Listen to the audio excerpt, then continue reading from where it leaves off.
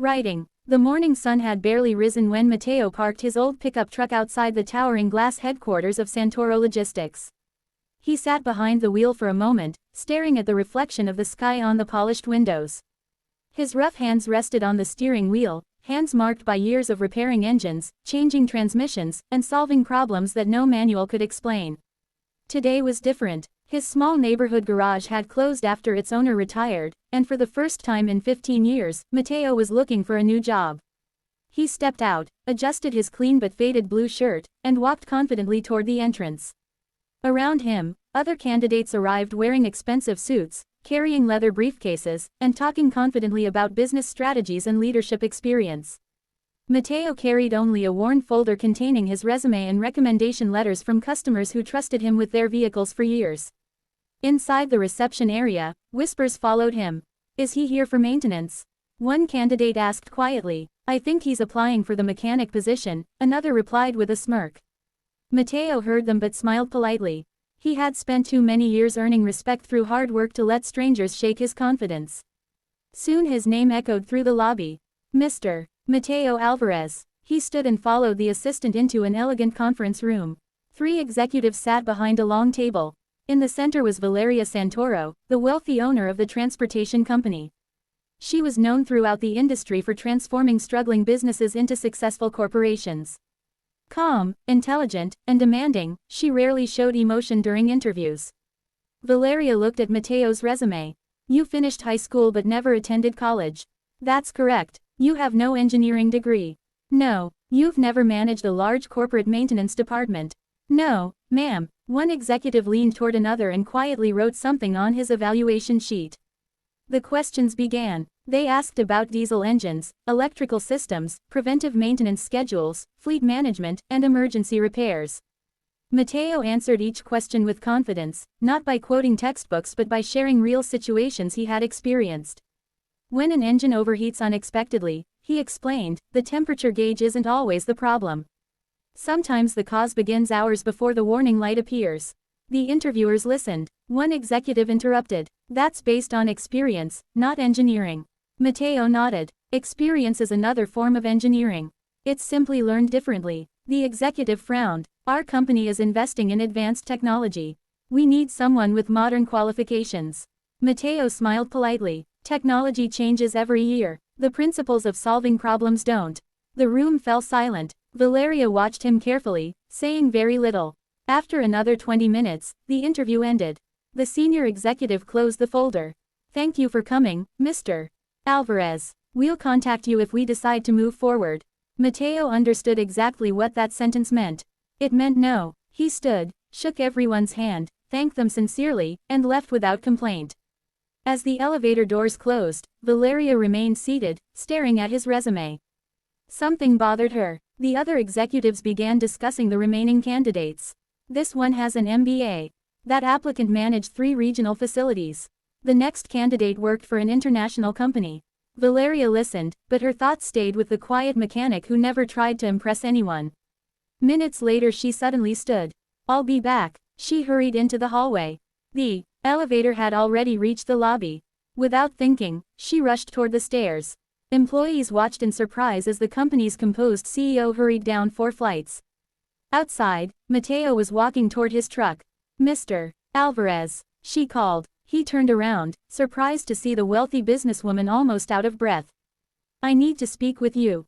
He smiled kindly. "I thought the interview was over." "It is." "Then what happened?" "I think we asked the wrong questions." Matteo looked at her curiously. She pointed toward a nearby cafe. "Would you give me 15 minutes?" He agreed. Over coffee, Valeria studied him carefully. "Why didn't you try harder to sell yourself?" Matteo shrugged. "I came looking for work, not applause." She smiled for the first time that morning. Then she asked another question. "If I told you one of our delivery trucks has been breaking down for months despite repeated repairs, what would you do first?" "I'd drive it. That's all." "I'd listen." Valeria looked puzzled. "You'd listen. Every machine tells a story. Most mechanics hear noise. The best ones hear patterns." His answer stayed with her.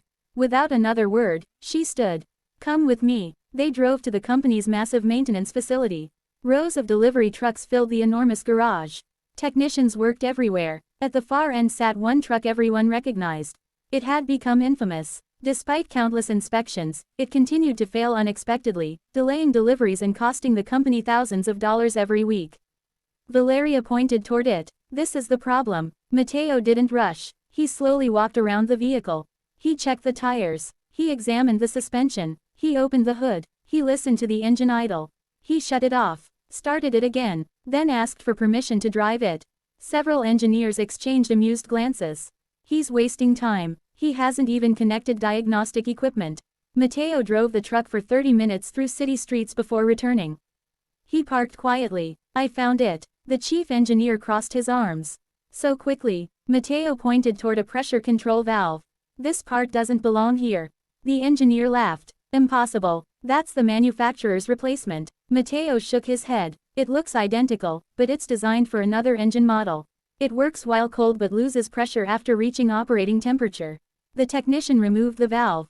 Everyone watched as he checked the serial number. His confident expression disappeared. It's the wrong part. Silence filled the garage. Months of expensive repairs had failed because of one nearly invisible mistake. Valeria stared at Matteo. How did you know? He smiled softly. Because I made the same mistake once. You did. 15 years ago. It cost my boss an entire week's income. You remembered all this time. I remembered the sound. The engineers looked at him differently now. He wasn't guessing. He had earned his knowledge through failure. Back at headquarters, Valeria called an emergency meeting. The executives gathered around the same conference table. I want to hire Mr. Alvarez immediately. One executive protested. He failed the interview. Valeria looked directly at him. No, he lacked qualifications. He lacked paperwork. Another executive argued. We need someone who fits our corporate culture. Valeria replied calmly. Our culture nearly rejected the only person who solved a problem none of us could solve. No one answered. She turned toward Matteo. I'd like to offer you the position of director of fleet maintenance. The salary was far beyond anything Matteo had ever earned. Yet he remained silent. Finally he spoke. I'm honored. Valeria smiled. So you'll accept? He shook his head gently. The room froze. May I ask why? She said. You hired me because I fixed one problem. Yes. What happens when someone else fixes two? Nobody spoke. Matteo continued. I don't want to be hired because of one successful day.